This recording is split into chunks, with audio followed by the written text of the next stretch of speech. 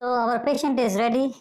It is extremely important to have cleaned the areas. We have cleaned the whole area, whole hand actually, with betadine and alcohol. The landmark that you need to identify if you want to inject a carpal tunnel properly is this distal palmar crease. So you can see that.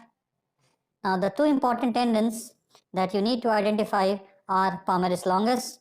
So if you ask patient to do this, you will see this tendon popping up. So if I mark this here, this is palmaris longus. And if you ask patient to do this, you can see this tendon popping up. This is your FCR. So FCR here and palmaris longus and the distal palmar crease. Now there are two ways you can inject the carpal tunnel. One is to identify this palmaris longus, and what we call is the ulnar approach, because you go from the ulnar side. So for this, you identify our ulnar part of the palmaris longus, take 1 centimeter ulnar and 1 centimeter down.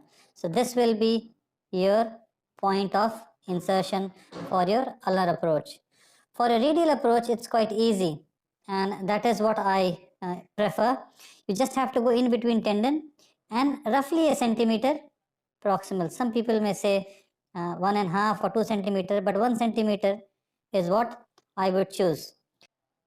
If you watch my video for carpal tunnel decompression, I have shown you some landmarks, and normally if I want to show you where is the skin incision is straight.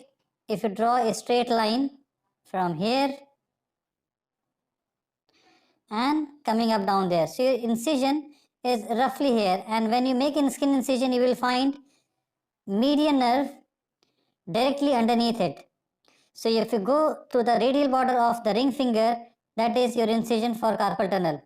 And the reason I use radial approach is because you have to angle your needle at roughly somewhere between 20 to 40 degree. I keep it around 30 degrees.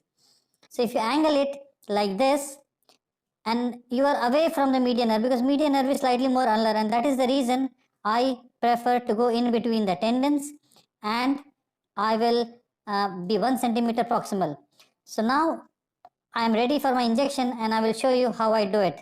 A cocktail, if you are doing an ultrasound guided, you can just give steroid 1 or 2 ml depending upon your choice. When I do it blind, I always increase the volume so that even if you are not at a perfect position, it will spread and you will get a good results. So I am ready. This is my site of the injection, roughly 30 degrees, and just go straight in. If at any point, if you are close to the median nerve, patient will complain a sharp shooting pain, and occasionally you may see twitching of the fingers. That means you are very close to the nerve.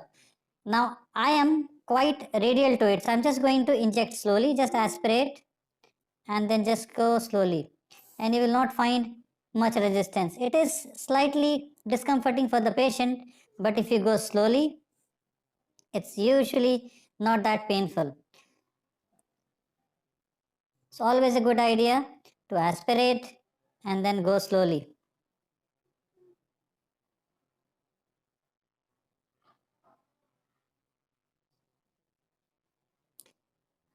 So as you can see, the patient has got some pain, but it's not a very painful procedure. So this is our injection done, and this is how you inject a carpal tunnel.